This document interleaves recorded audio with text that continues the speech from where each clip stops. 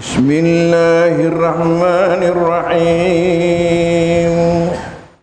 Assalamualaikum warahmatullahi.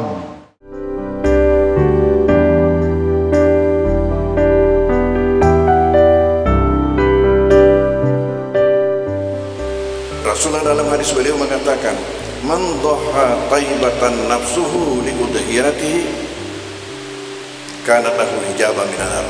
Barang siapa yang berkorban dengan segala keikhlasan hati, segala kerelaan hati, maka dijadikan sebagai tirai daripada api neraka. Assalamualaikum warahmatullahi wabarakatuh.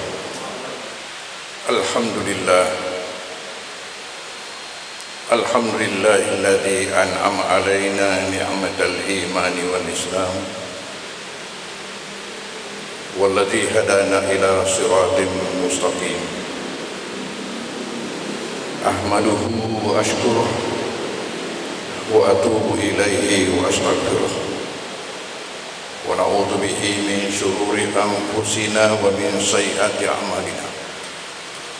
May yahdihillahu fala mudilla lahu wa may yudlil falan tajida min dunihi waliyyan mursyida. Wa asyhadu an la ilaha illallah wahdahu la syarika lah wa asyhadu anna Muhammadan abduhu wa rasuluh sallallahu alaihi wasallam wa ala alihi wa ashabihi wa tabi'in lahum bi ihsanin ila yaumiddin. Amma ba'd, fa ya ibadallah, usikum wa iyaya bitaqwallah faqad fazal muttaqun. Faqad qala Allah subhanahu wa ta'ala fi kitabihil aziz, a'udzu billahi minasy syaithanir rajim. Bismillahirrahmanirrahim. Inna a'tainakal kautsar fashalli li rabbika wanhar inna shani'aka huwal abtar. Sadaqallahul azim wa ballagha rasuluhul karim wa nahnu ala dzalika minasyahidin wasyakirin walhamdulillahi rabbil alamin. Hadirin kaum muslimin jamaah Jumat rahimakumullah, bahwasanya sekarang ini umat Islam dunia menghadapi bulan yang sangat mulia.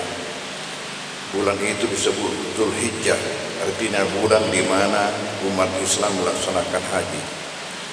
Di samping itu juga ada amalan yang sangat mudah untuk kita lakukan, yaitu berkurban. Sehingga hari rayanya sendiri disebut Idul Adha, artinya hari raya berkurban. Hadirin kaum muslimin jamaah Jumat rahimakumullah, bahwasanya kemuliaan Dzulhijjah ini menurut Rasulullah SAW bahwa tidak ada beberapa hari di mana amalan-amalan itu sangat dicintai oleh Allah Subhanahu wa taala melebihi daripada amalan yang kita lakukan 10 hari pertama Dzulhijjah. Apakah dalam bentuk zikir-zikir, tasbih, tahmid, takbir, tahmid, dan yang lainnya. Di samping itu, puasa juga sangat mulia untuk kita lakukan, terutama pada 9 hari Dzulhijjah atau pada hari Arafah, di mana menurut Rasulullah SAW bahwa keutamaan puasa hari Arafah tanggal 9 Dzulhijjah, yaitu sehari sebelum Lebaran, itu menyebabkan kita mendapatkan ampunan untuk dosa 2 tahun berturut-turut. Hadirin kaum muslimin jamaah Jumat rahimakumullah, sekarang saya pindah kepada kurban. Bahwasanya kurban ini adalah satu bentuk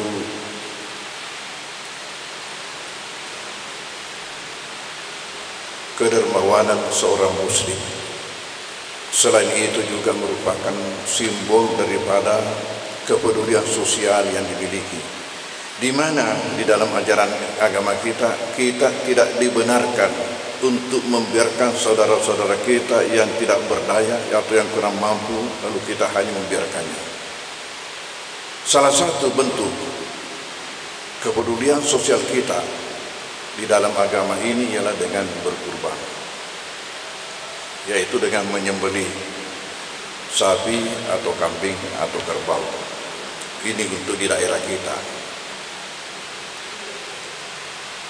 Apa sebenarnya berkurban itu? Pertama-tama berkurban itu adalah satu bentuk kesyukuran kepada Allah Subhanahu wa taala. Sebagaimana yang saya bacakan tadi dalam mukadimah khutbah, firman Allah yang mengatakan, "Inna a'tainakal kautsar." Sesungguhnya kami telah memberikan kepadamu kebaikan yang banyak. Kebaikan yang banyak, nikmat yang sangat banyak yang oleh Surat Ibrahim disebutkan, wa in ta'udu nikmatallahi la tuhsuha. Andai kala kamu mau menghitung-hitung nikmat itu, pasti kamu tidak akan mampu. Ingat ini dan sadari ini. Inna a'tainakal kautsar. Karena itu fasali rabbika wanhar, lakukan salat wanhar dan menyembelihlah kurban. Inna syani'aka huwal abtar, bahwasanya orang-orang yang membencimu itu adalah orang yang terputus daripada rahmat Allah Subhanahu wa taala. Yang kedua, bahwasanya berkurban itu adalah untuk memperberat timbangan amal kebaikan kita. Kita ketahui bahwasanya posisi seorang hamba nanti di hari kemudian di dalam surga itu tergantung daripada berat amalannya. Semakin berat, semakin bagus tempannya. Rasulullah sallallahu alaihi wasallam ditanya oleh sahabat-sahabat beliau, "Ma hadzil adahi?" Apa sebenarnya berkurban ini? Beliau menjawab, "Sunnatu abikum Ibrahim." Ini adalah warisan yang dirintis oleh Nabi Ibrahim. Lalu sahabat bertanya lagi, "Mana nafiha? Apa yang kita dapatkan dengan berkurban itu?" Nabi menjawab, "Bikulli syaratin hasanah." Kamu akan mendapatkan pahala daripada setiap lembar bulu hewan kurbanmu. Saya ulangi, kamu akan mendapatkan pahala sebanyak setiap lembar daripada bulu hewan kurbanmu. Sesuatu yang sulit barangkali untuk kita hitung berapa banyaknya itu pahala yang kita dapatkan dengan berkurban itu. Kemudian yang ketiga, berkurban itu juga berfungsi untuk pencuci dosa. Rasulullah SAW berkata kepada putrinya Fatimah setelah Fatimah sendiri ini berkurban, mengatakan, "Bi anna laki bi awli katratin takturu min damiha ayyughfar laki ma taqaddama min dzunubi." Fatimah tahulah bahwasanya sejak tetesan pertama daripada hewan kurbanmu, kamu akan mendapatkan ampunan daripada dosa-dosamu yang terdahulu. Lalu Fatimah menjawab,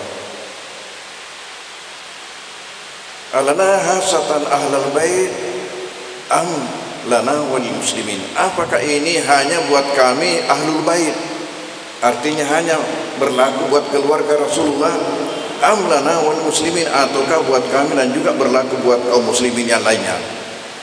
Lalu Nabi menjawab, "Lana wal muslimin." Ini berlaku buat kita ahlul bait dan juga berlaku buat seluruh kaum muslimin yang melakukannya. Kemudian yang keempat, bahwasanya berkurban itu termasuk amal-amal penyelamat dari berbagai bahaya. Rasulullah mengatakan, "Ala innal udha minal a'mal munjah." Ketahuilah bahwasanya berkurban itu termasuk amal-amal penyelamat. Kita ini takut dari corona. Semoga dengan berkurban ini Allah menyelamatkan kita daripada corona ini. Tunji sahibatan min syarri dunia wal akhirat. Itu akan menyelamatkan yang punya daripada bahaya-bahaya dunia dan akhirat. Kemudian yang kelima,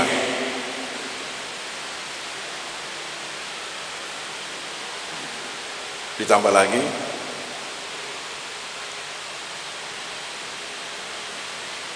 menjadi tirai dari api neraka. Rasulullah dalam hadis beliau mengatakan, "Man dhaha taibatan nafsuhu li udhiyatihi kanat lahu hijaban minan nar." Barang siapa yang berkorban dengan segala keikhlasan hati, segala kerelaan hati, maka dijadikan sebagai tirai daripada api neraka. Kemudian yang terakhir adalah sebagai bukti iman. Rasulullah sallallahu alaihi wasallam mengatakan, "Man shalla salatana wa nasaka nusukana fa huwa minna."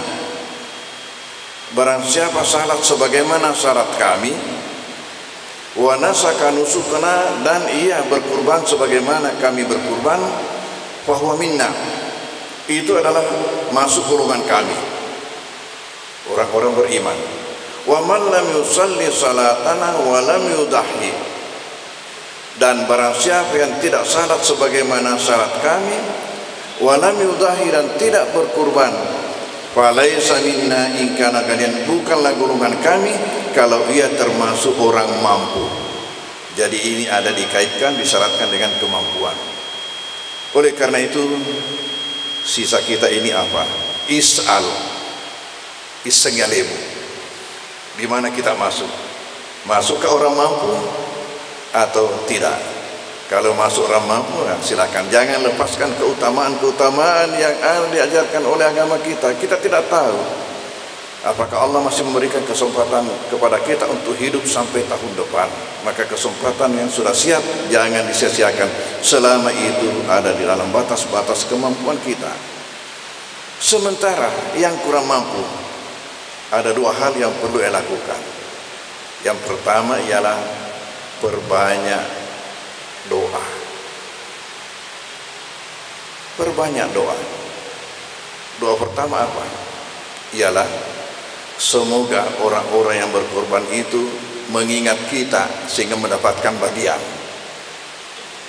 Kemudian yang kedua, semoga Allah melonggarkan rezeki kita sehingga kita tahun depan insya Allah termasuk lagi orang yang ikut berkorban. Ini doanya. Kemudian hal yang kedua yang perlu dilakukan adalah perluas silaturahim. Perluas silaturahim. Karena Rasulullah mengatakan bahwa silaturahim itu akan memperluas daripada rezeki kita, memperluas daripada rezeki kita. Hadirin kaum muslimin jamaah Jumat rahimakumullah. Saya katakan perbanyak doa. Dan ini barangkali yang kurang daripada protokol kesehatan. Protokol kesehatan menganjurkan tadi itu 5 hal. Pakai masker, cuci tangan, ya, kemudian social distancing, physical distancing, hindari kerumunan. Tidak dicantumkan perbanyak doa. Harus masuk ini. Kita orang beriman. Nahnu mu'minin lazim nuksiri doa. Kita harus perbanyak doa karena kita yakin yuhyi wa yumitu, Allah yang menghidupkan, Allah yang mematikan. Bukan corona yang mematikan, Allah yang mematikan. Yuhyi wa yumitu, Allah yang menghidupkan, Allah yang mematikan. Selalu kita lantunkan dalam zikir ini. Itu kita punya akidah. Banyak orang yang kena corona tapi selamat hidup karena bukan ajalnya. Bukan ajalnya. Dan banyak orang yang meninggal bukan karena corona, karena ajalnya. Ya, jadi ini protokol kesehatan bagus sekali sebagai upaya kita. Sebab namun barangkali kita sebagai orang beriman perlu ditambah itu perbanyak doa. Dan ada doa-doa khusus itu untuk menyelamatkan kita dari berbagai macam bala dan bahaya. Semoga khutbah ini ada berkahnya buat kita semua. Barakallahu li wa lakum fil Qur'anil azim wa nafa'ni wa iyyakum bima fihi min ayati wa dzikril hakim wa taqabbal minni wa minkum tilawatahu innahu samiul alim. Aqulu qawli hadza wa astaghfirullahal azim li wa lakum wa lisal muslimina wal muslimat wal mu'minina wal mu'minat fa ya fawzal mustaghfirin wa ya najatat ta'ibin. Alhamdulillahi muwaffiqil aminin. Wa asyhadu an la ilaha illallah waliyul muttaqin wa asyhadu anna Muhammadan abduhu wa rasuluhu was-sadiqul amin. Allahumma shalli wa sallim ala Muhammadin wa ala alihi wa ashabihi wa tabi'in. Amma ba'du fa ya ibadallah, usikum wa ya nafsi bi taqwallah faqad faza muttaqun. يا أيها الذين آمنوا اتقوا الله حق تقاته ولا تموتن إلا وأنتم مسلمون واعلموا أن الله أمركم بأمر بدا في نفسه وصن بملائكة قدسه فقال تعالى ولم يزل قائلا عليما إن الله ملائكته يصلون على النبي يا أيها الذين آمنوا صلوا عليه وسلموا تسليما اللهم صل على محمد وعلى آل محمد كما صليت على إبراهيم وعلى آل إبراهيم وبارك على محمد وعلى آل محمد كما باركت على إبراهيم وعلى آل إبراهيم في العالمين إنك حميد مجيد اللهم وارض عن الخلفاء الراشدين الذين قضوا بالحق وكانوا به يعدلون أبي بكر وعمر وعثمان وعلي وعن الستة المتامين من العشرة الكرام وأنصار أصحاب نبيك أجمعين وعن التابعين وتابع التابعين ومن تبعهم بإحسان إلى يوم الدين اللهم اغفر للمسلمين والمسلمات والمؤمنين والمؤمنات الأحياء منهم والأموات إنك سميع قريب مجيب الدعوات وقاضي الحاجات رب العالمين اللهم انصر الإسلام والمسلمين وأهلك الكفرة المشركين ودمر أعداءك أعداء الدين وأعلي كلمتك إلى يوم الدين اللهم إنا نسألك العافية في الدنيا والآخرة اللهم إنا نسألك العفو والعافية في ديننا ودنيانا وأهلنا ومالنا اللهم استر عوراتنا وآمن روعاتنا اللهم احفظنا من بين أيدينا من خلفنا وعن أيماننا وعن شمائلنا وعن فوقنا ونعوذ بعظمتك أن نغتال من تحتنا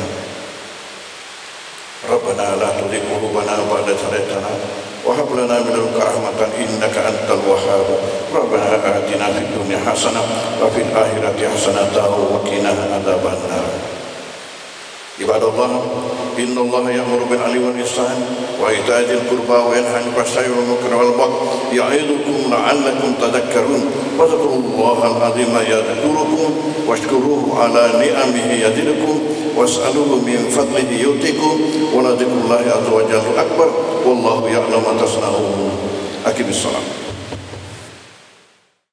السلام عليكم ورحمة الله